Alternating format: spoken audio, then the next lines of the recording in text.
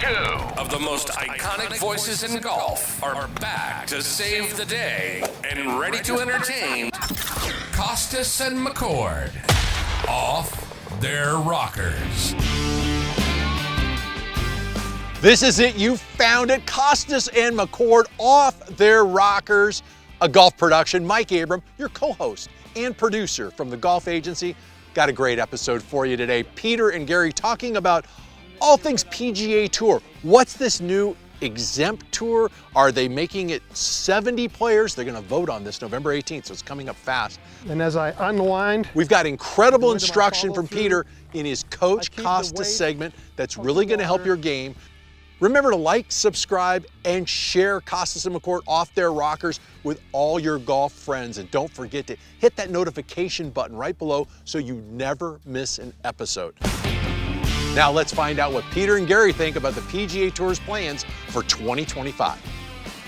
Peter Kostis, Gary McCord, we got a really topical issue.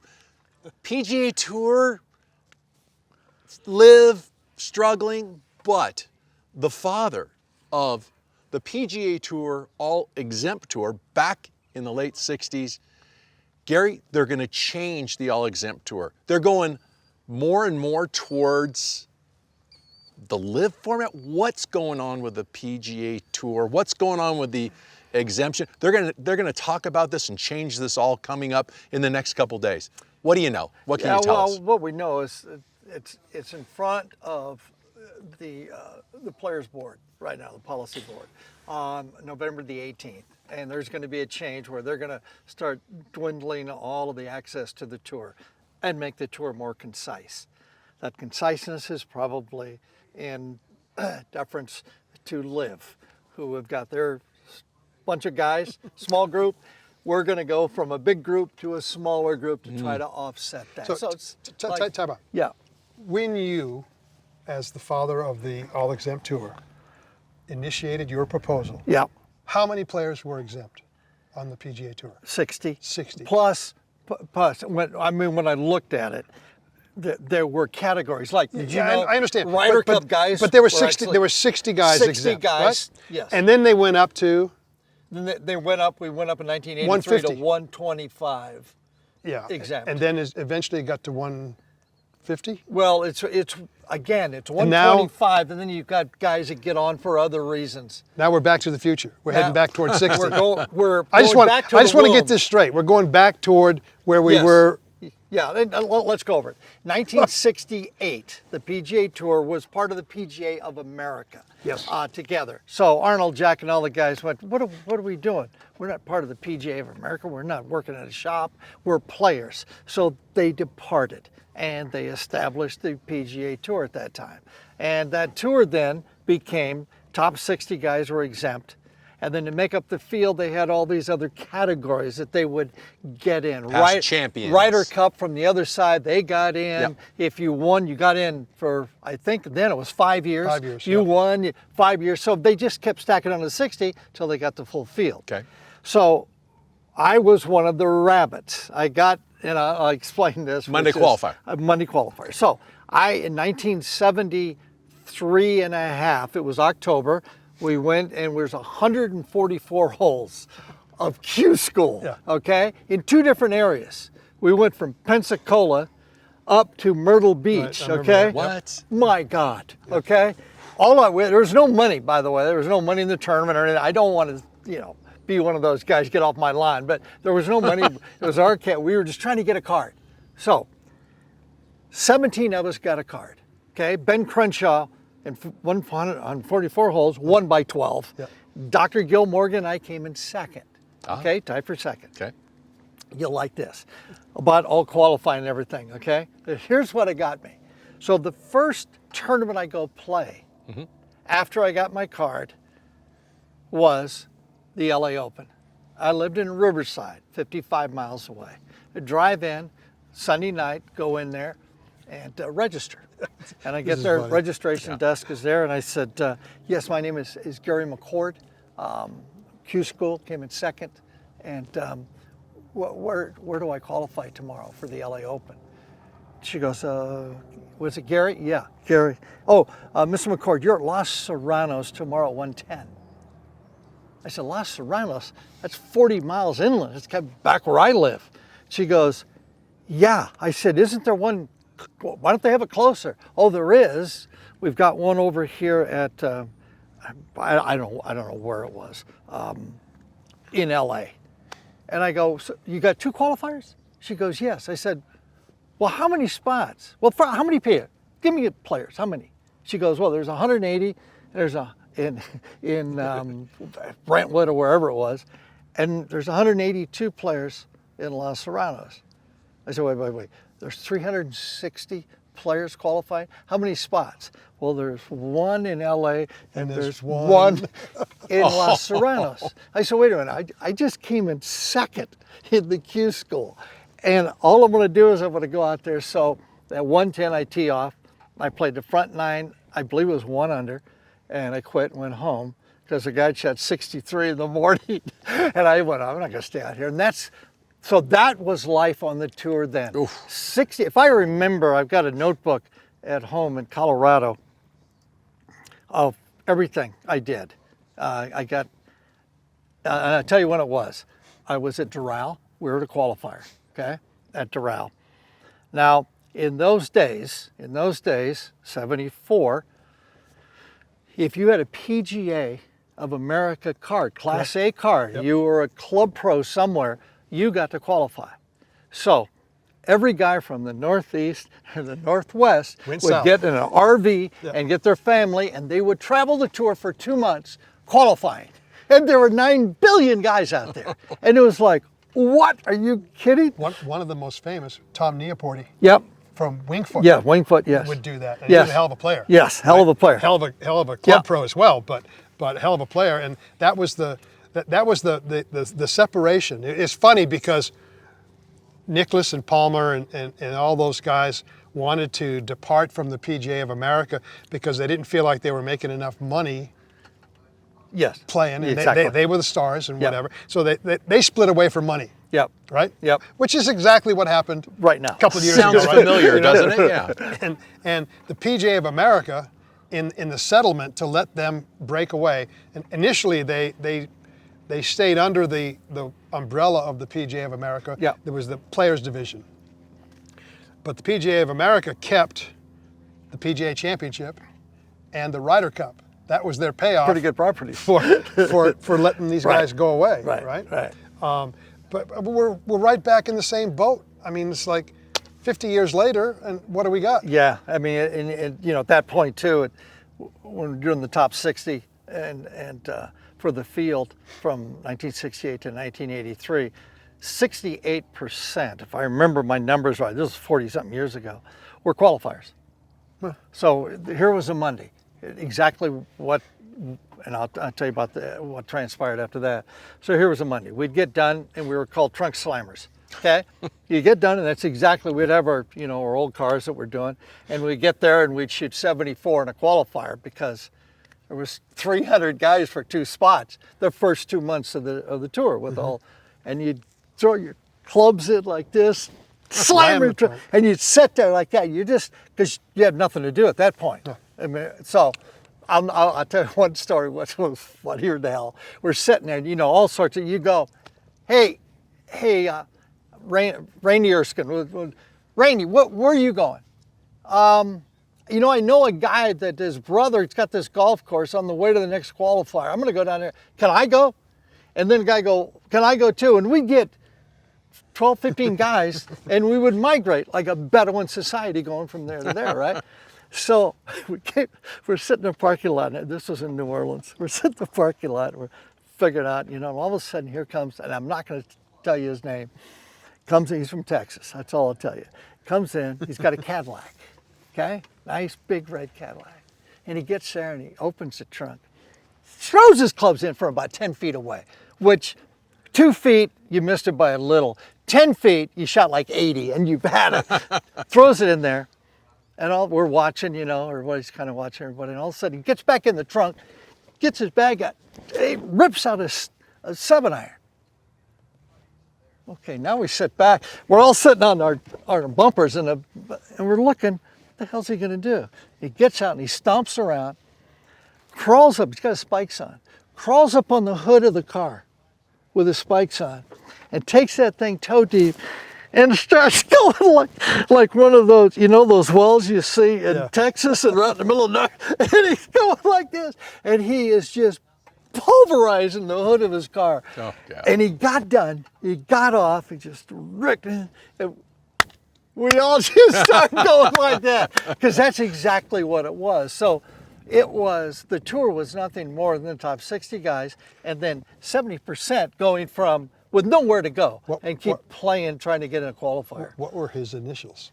I'm not going to tell you. I'm not going to tell you. So you went from 60, got it up to 125. So, and I'll explain that. I was at Doral qualifying, okay? We're sitting in there and they're posting the scores and I'm looking and I'm starting to look at these names that are there. And there was, you know, again, that was the time when the Class A guys could get in.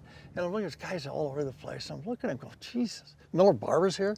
He's won 17 tournaments. Don January was there. Look at all these guys. I started adding them up. And there were 54 tournament wins by guys who were qualifying on Monday for Doral. Wow. And I went, this is 1983, and I went, God, this is an awful system. You've got literally a bunch of guys, I mean 200 guys traveling to nowhere every week with nowhere to go other than trying to get into this. And not making a penny if they're not making a penny. Why don't we expand this thing? What are we doing? This is 1983. The football players, I remember I looked up, I can't believe I remember this. There was 1,078 football players. And I was looking at their mean, what they made mean-wise, and looking at us. I made the top 60 my second year, 1975. I made $58,000, okay? Had to spend 100 during that to get the 58, right? We were just going nowhere as a sport. Okay, I'm gonna change this. So I go home. I took like 4 weeks off because I got tired of qualifying. I couldn't qualify. There were too many. And I knew after Florida, the next week was New Orleans, and that's when they all went home. They all went home to go to their club jobs. And now we got down to where it was okay. It was 30. There was probably 30 to 40 guys every week qualifying for 12 to 15 spots. So that was fine. So I just went home. I got Golf World out. And I just started going through, how do you get in this? How do you fill the fields with all these exemptions with guys when they got 5 years, they were tacked on. Everything's tacked on to get to a field of 144 at that time. So, did my homework, got it done, and then okay, how do you do this? How do you propose this? Because as you know, if anything is handed down from the top down, what do? No, they don't even want to listen. No. So I said, I'm going to do this like a union uprising. And I'm going to go to the guys that are going to get kicked off the tour, and if they like it, maybe en masse bring it up. So I go back to Pensacola and Tallahassee. And I called a meeting, and I had studied this, called a meeting.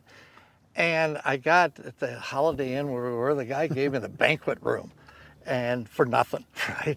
And I posted signs everywhere and tried to get the word out to the tour guys. Come to a meeting. There was 144 guys. At the best, I know I'm going to get 30, right? But then we'll start from there and go. I get 100 and something. 100 and something. Wow. I get up in front of these guys, all the boys qualifiers, right? Because Tallahassee, I think, was a secondary tour of that, opposite something at that time. I get up there and I start going through this whole thing. Guys, listen, I think we need to change expansion, give everybody a chance to plan a living and try to make a living in the 80s, right? So I said, just listen to it. When I'm done, I want you to ask questions, be the devil's advocate, hammer me with everything. I think I know this stuff, but I probably don't know this stuff as far as your opinions. So I get up there and blah, blah, blah, blah, blah, blah. And I go, okay, questions. And they started. I'm going to tell you what, they started. And they were going hammering. You know, everybody's On the tours, you know, everybody's for themselves. Well, what does it mean to me? I never knew that. Think about that now, with Shock. where we're going with our board and all that. Okay, so they're all asking these questions. Okay, fine. And I said, okay, guys, here's the deal. We've got 105 guys. I said, if I get 50 or more saying yay, I will go to the tour and say, hey, I've got this program here that we think should be looked at for the PGA Tour to operate underneath. Okay? I don't know what I'm doing. So I got 80 out of, you know, I got more than a majority, way more. So Here comes Dean Beeman. I get done and I take it to, remember a guy named Mike Crosswhite? Yes. Okay, Yeah. so Mike was the liaison between the tour and the players. Okay? So I go to Mike and I go, Mike, blah, blah, blah, blah, blah, blah, blah, blah, blah. Interesting. I said, what do I do? He goes, let me talk to Dean. I said, well, let me talk to Dean. So he talks to Dean.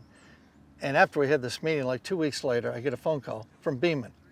What are you doing? Nothing right now. I'm going to qualify next week. He goes, I need you up here to Ponte Vedra right now. I went, oh no, oh no. So go to Ponte Vedra. He goes, okay. He says, what do you got? I went, blah, blah, blah, blah, blah, blah, blah, blah, blah. He says, we need a change. Well, I didn't expect that. I expected to get fined, suspended, everything else for an uprising.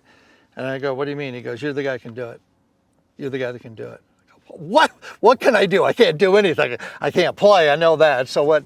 He goes, I want you to look at this. And he opens his safe. And he's got this thing out. And he goes, here, I want you to read this. Tell me what you think.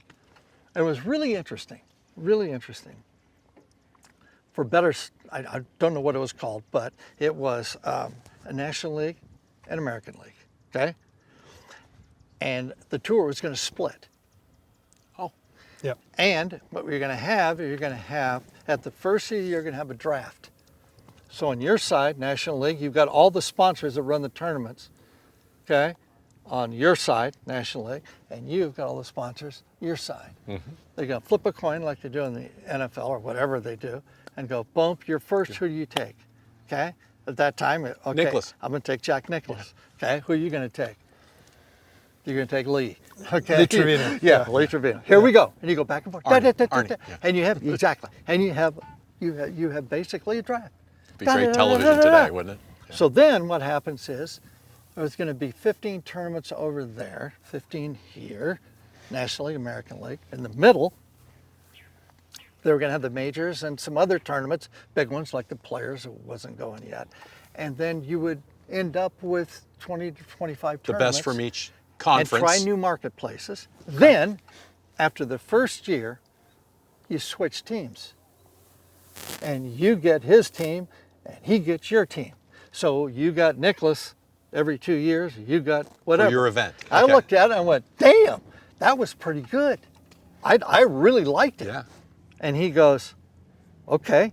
He says, we got a big board meeting, player meeting in Houston. I want you to get up and I want you to sell both of them. Really. Now the boys are there. Now I'm dealing with my guys, right? The trunk slammers, the rabbits. Sure. I'm very comfortable in that group. I wasn't comfortable with Nicklaus and Palmer and Trevino and those guys because they're looking at me going, who the hell is that, right?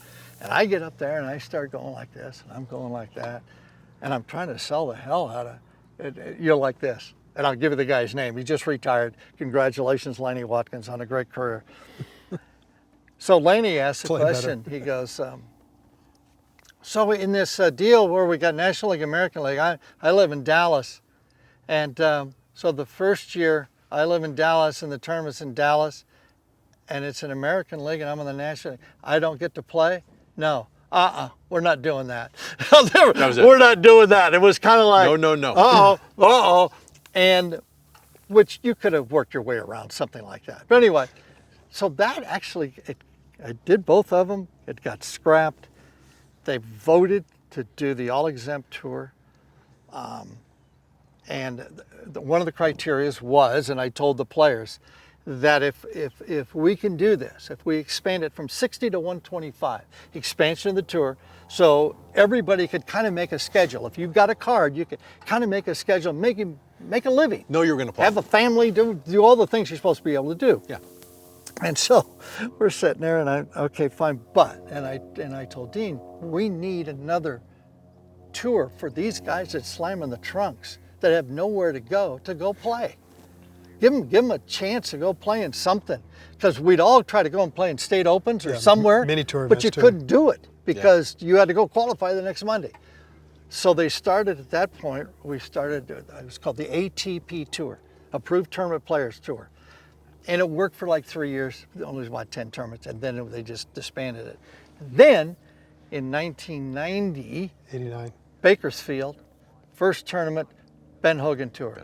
And they started that in Bakersfield, first tournament, and that expanded to 34 events. So we actually got another tour, and the idea was simply, I'd gone through a couple of qualifying schools where your whole life is literally 72 holes in a year. Why don't you use something that is for the year? You play in a tournament every week for the year, and then the top guys get on the tour. A much better, consistent way to get a broad-based group of players in instead of 1 week. That was the whole purpose, but to give these guys somewhere to play. Right. Okay, and they did that.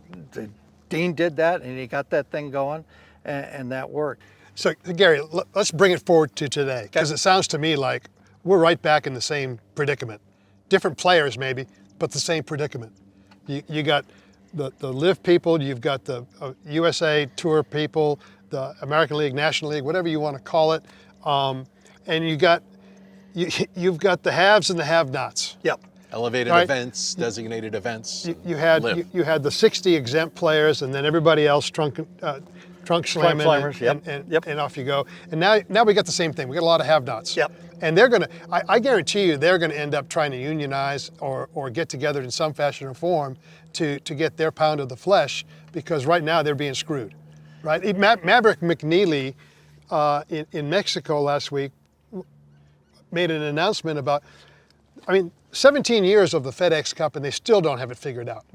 And the point systems, and Maverick McNeely pointed out how the regular guys, not the superstars, were getting screwed on the points, and you can't get ahead under that system, right? Yeah. And so we're back into chaos, just like we were in the 80s. Mm-hmm. So what's the solution? Well, the solution is going to be basically, and there's different reasons now, because the solution is, how do we define golf and put it on television and have people watch? We're putting it on television, and you've seen across the board, there's a 20% Ratings are way down. okay? Yep. And we signed a massive television deal through 2030. The tour gets $736 million a year, right in there, per year for this contract. Okay, it's a lot of money. That wasn't available then. So we have to appease now to, I'm going to get you two guys to represent television networks, whatever it be, whether it be Apple now or Netflix, to come in and do the tour and do this when they're looking at these ratings, go, we're not going to give you that kind of money. We have to present a product. So what the tour is trying to do is they're trying to, like any business that's kind of gotten too big and they're trying to compete with somebody that's small and aggressive, you got to get small and aggressive again and compete. And I got to compete with you now, LIV, and I've got to get those television deals where we can go ahead and put our best players forward every week on television, so I can go sell those ad dollars. Absolutely. And make some money. So I'm practicing last week, and an old friend of mine comes up, hadn't seen him for a while, and he starts talking about golf. He loves golf, whatever. And he goes, and he makes the comment, I'm hardly watching any golf anymore. Yeah. I just don't want to watch it. I said, why? He goes, it's boring. 1. 2, I don't know the players. 3, I always wanted to see the best play against the best, and we don't have that anymore. And so he said, apart from the majors and maybe the Players' Championship, he's given up watching TV, which is, I think, pretty much symptomatic of why the ratings are down 20, 25%, depending on the event, right? Right. So we've got to figure out a way to have pick a number, 16, 18, 20 events a year where the best play against the best. Not just 4 times in a Ryder Cup. No, you can't do that. And the Ryder Cup is becoming watered down as well. Yeah. Right? If they don't let Rahm and some of these guys play, or they come up with some kind of stickler rule that prevents them, then the Ryder Cup's not going to be what the Ryder Cup has been the last 40 years. Mm-hmm. So there has to be a resolution, right? And this whole system is in a state of flux right now. I don't see how it gets resolved short of 2 tours. They play their events, and then X number of times a year, their best players get together and play elevated events. It has to happen somehow, some way. Yeah, and that comes with world ranking points, and that's the stickler. And I will tell you this, and I've been quiet about this because I wanted to see what would happen, and I've seen enough of the LIV players now to know that, by and large, and I hate generalization, but I'm going to generalize, a lot of them have given up trying to compete against the best. They're not even trying to qualify for the US Open. They're not trying to qualify for the British. They're just going to play their LIV events and be done with it because they don't have a pathway to playing into the majors because they don't get any world ranking points. Yeah. Right? And so that's going to hurt LIV down the road if there's no resolution to the world ranking points. Yeah. We have to find a way collectively to get the best players together X number of events a year. And Rory's leaving now. Rory's not going to play. He's going to take out 4 events. You know the interesting sidestep of that too is, which is really interesting, and I talked to Bryson yesterday, in fact. Okay, these guys are playing 14 events, right? It's given them time now to deviate into their own niche, which is basically YouTube golf, which has gone nuts so. Okay? Breaking 50 with Bryson, right? You can see Wesley Bryant. Yep. You know, he's one of the guys that's on there. He just finished, he doesn't even want to play anymore, just finished 6th down there in Baja, by the way, which is interesting. Robert Garrigus was 34th alternate that got in, and the winner got in Augusta, okay, in that tournament. So that just kind of shows you we've got way too much crap Austin on the end. Austin, who's a member right there where we are. Great kid. Anyway, they're finding a way now that as television goes, it looks like they're kind of, the golfing public is viewing the tour and going, no. But you know, I like this other stuff. I like what these guys are doing on TV. Yeah. They're kind of fun, and you know, now Mickelson's doing it. He's got his own YouTube show. These guys are getting their own YouTube, making their own content, learning how to get in front of camera. That's why Bryson got so good all of a sudden. You know, nobody, he was a good buddy of mine forever since he was in college. And no one really wanted to listen to all of his, he got in front of the camera, working the camera, doing his own deal. Now, he got really, really good at what he does, and that's sell himself. Forced him to change, too. Forced him to change, and he understood it. You can see how and he all these guys need that. Yeah, and you they saw all how he was with the public, with the press, with TV after he won the U.S. Open at Pinehurst. It's the greatest show of all time. Incredible connection he made. It was the greatest show of all time afterwards. Yeah. Afterwards, when he got with Wagner, Johnson Wagner down there. Phenomenal. The deal just showed up. Amazing, Stuff like that. So anyway, but there's deviant behavior that way. and going back to Bryson's after hours conduct with the fans at Pinehurst. Yep. He did that for himself and the fans.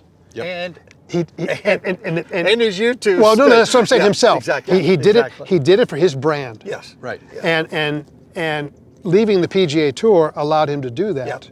Yep. And players are going to be more willing to go out and engage more with fans and promote their own self-interest, whatever it may be. Yep. Whereas they were tied up on the PGA Tour and couldn't do it. Yep. Right. So I mean, isn't that what Phil argued about? that was the whole thing. Yeah, exactly. They didn't have the content. The whole thing. They couldn't get their content. That was I'm Bryson's still too. pissed. Like him or hate him, my swing visions for 15, 16 years on CBS. The tour's still promoting them. Yeah. And the tour's making money off of them, and I get squat. Yeah. Well, that's what the players were facing, right? So we got to come up with something though, because this is untenable. It's not watchable. I don't see the ratings. I mean, initially after this down period, and we get up to the start of the year in Hawaii and San Diego and LA and whatever, I suppose those events may be okay because the back east is going to be snowed in and it'll be good weather on the West Coast like it always has been. But and then we're going to have the TGL coming on Monday nights. Football's done. Well, let's get to that. This whole thing, if you take a big, huge picture of this wide-angle lens, okay? The only reason people were watching golf was Tiger. The only reason. He was compelling. Yeah. And we've got a bunch of really good players. I don't find anybody compelling that I want to go. Tiger, I said, if he plays, I can't wait to watch. He might shoot 80, but I can't wait to watch. We don't have that. Because Bryson, We little don't fraction have that. of that. But these guys can build their own brand, as Peter said. They can build their own brand by doing this YouTube stuff and showing the people, okay, here's what I'm all about, here's what I am, and these people now buy into them and their lifestyle and what they're doing. And it is fantastic. And maybe that's the way that the tour promotes these players, is through the players promoting themselves through different platforms like YouTube and building something. But we had this fall off the precipice when Tiger left. Now there's nobody to fill it. So now everybody now is juxtaposing, trying to figure out a way to get there, to get on that edge, like Scotty Scheffler's there. And I would propose this to you too, as far as the success of the YouTube stuff, right? There's, in my opinion, there's a multitude of reasons why they're successful. Bryson Steele, break 50. Yeah. Okay, they tee off here, they finish here. It's done. It's edited. It's done. It's done in a couple hours. You have a beginning, you have a middle, and you have a conclusion. Right. It's not 4 days of 72 holes of golf. And so people's attention spans are changing, and what they want to digest is changing. And you may not like LIV at 54 holes. You may not like a shotgun start. But I'm going to tell you right now, it is in some fashion or form the future of golf on TV, because golf as you and I knew it for 30 years, no bueno. It's not gonna happen. Well, when we started golf on television, right now there's, you do the morning show. Yeah. Okay, with you got Golf Channel doing that. You do before. When we did early our TV network, CBS, NBC, we were on for an hour and a half. On Sunday, hour and a half. And I remember so many times, I'm on the 16th hole, they were playing fast, I never got on. Yeah. I was getting paid, I was never on. I was sitting there like that. First groups, now they're on 17, and we get them on 17 or 18. Oh, how that's changed. And again, you mentioned that. Here's how I watch golf now, and I can watch all the tours. I go to I can YouTube. tell you what you're going to say. I go to YouTube, and I can watch the highlights, the whole tournament, every shot between 9 and 13 minutes. And it's all there. Done. Okay, I got it. Yeah. And I'll go to the LPGA, watch it. Yeah, good. And I'll go to Abu Dhabi and do all that. Good. It's fantastic. And I watch basketball like that, and I watch football. I watch every football game this weekend in 12 minutes. But you go to the NBA, right? I mean, okay, the first 3 quarters of the game. Last 2 minutes. Dribble down, shoot. It's the last 2 minutes. It's the last few minutes of the game, Yeah. right? And that's the compelling live golf is Sunday afternoon on the back nine. That's where they always came up with the phrase, the Back nine at tournament Augusta. doesn't start until the back nine at Augusta. Right? Yep. And so we got so much golf spread out over everything, and you got players now spread out over everything, that nobody has any real interest in spending time watching. They'd rather go play golf. Well, let's just we'll put a final on this. Yeah. The tour's basically gone 1968 when they started, and they went very concise, 60 players going, and they went till 1983. All exempt tour came, expanded out this way, more players involved, more players can make a living, and now we're going back to the womb. We're going back to basically 70 guys are going to play, and 100 guys exempt.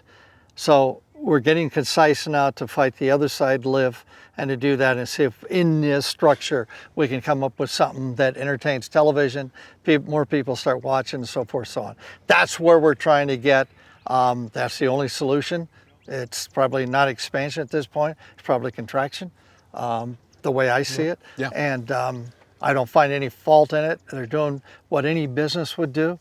If they're in trouble, you just get rid of the fat and Try to find a way let's get fast and to make it work. And let's get really efficient and go at it. So I think that's where we are, and it'll be interesting to watch.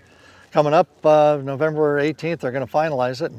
On our next episode, after November 18th, we'll be back and hear what the guys have to say about this. What do you think about the PGA Tour? What should be done? What should be done with LIV? How do you break it up?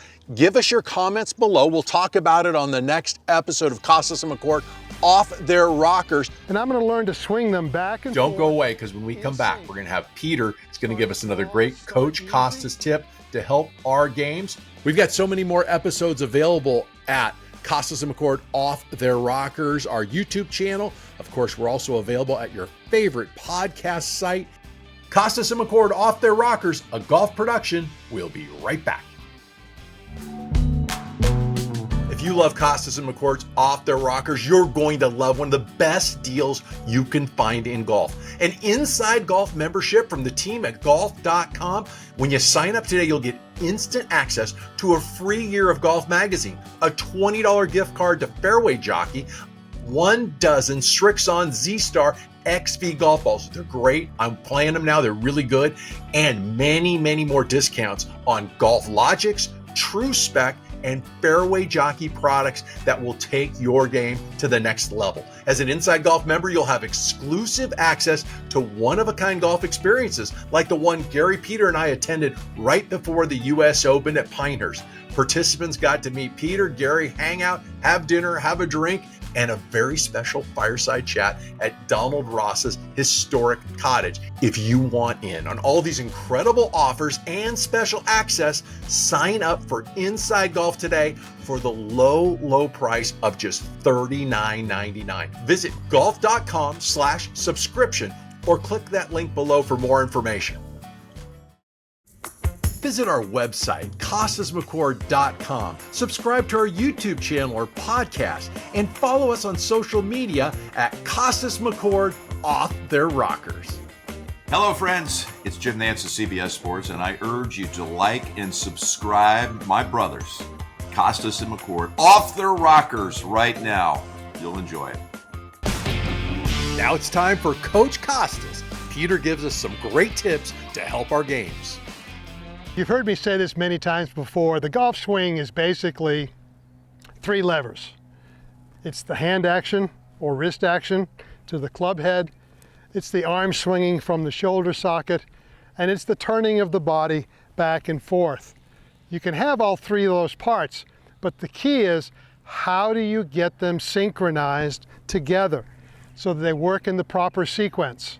I want to give you an understanding and a visual with this little device right here, this little water bag that I have. It's a company, I think, out of Hawaii that makes it. It's used for stuff other than golf. It's used for yoga exercises and all kinds of stuff, but it does a great job of visually explaining how the swinging of the hands and arms and the turning of the body gets combined. There's basically only 2 ways you can do it. You either swing the body or you body the swing. So here's what happens. I'm going to hold on to this. And inside of here, I've got water. And the water's going to swing back and forth. So what I'm going to do is I'm going to swing it back, catch it with my right hand, throw it, catch it with my left hand.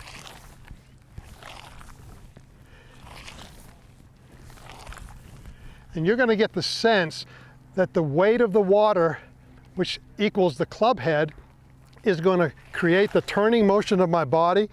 And as I unwind and go into my follow through, I keep the weight of the water out on the ends.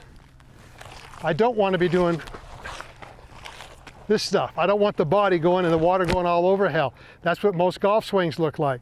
So you're going to go ahead and swing back, let it go. And then as you get a sense of this, you can go faster.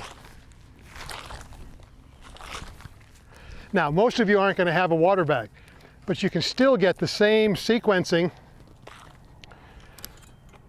by using 2 clubs. I've got my lob wedge in my right hand, my pitching wedge in my left hand, and I'm going to learn to swing them back and forth in sync. Start small, start easy. In order to do this, you got to get the tension out of your arms and hands. You got to let your body react to the swinging of the 2 clubs. If you're too tight, the clubs will clank. If you're too quick with the body, the clubs will fall apart. So you just got to try and swing them back, swing them through, and get the feeling of the weight of the club head on the end of the shaft. And once you get that, you can go ahead and start to hit some shots. And just get the sensation that you're letting the club head swing back around your body, forward through the ball, and let the swinging of the club create the motion of your body. That's the easiest and simplest way to synchronize your swing and your body movement. Remember, this and dozens of other Peter Kostis great tips are available in all of our episodes right on the YouTube channel. It's free. Hope you enjoyed today's show. Kostis and McCord Off Their Rockers is a golf production. Don't forget to like, subscribe, share, and hit that notification button so you never miss an episode. We'll be back in the next couple weeks with more information about the PGA Tour, what's going on with their all-exempt list, how it's contracting down to 70 players, and what's happening with the PGA Tour and LIV. For Peter Kostis, Gary McCord, I'm Mike Abram. We'll be back real soon with another episode of Kostis and McCord Off Their Rockers.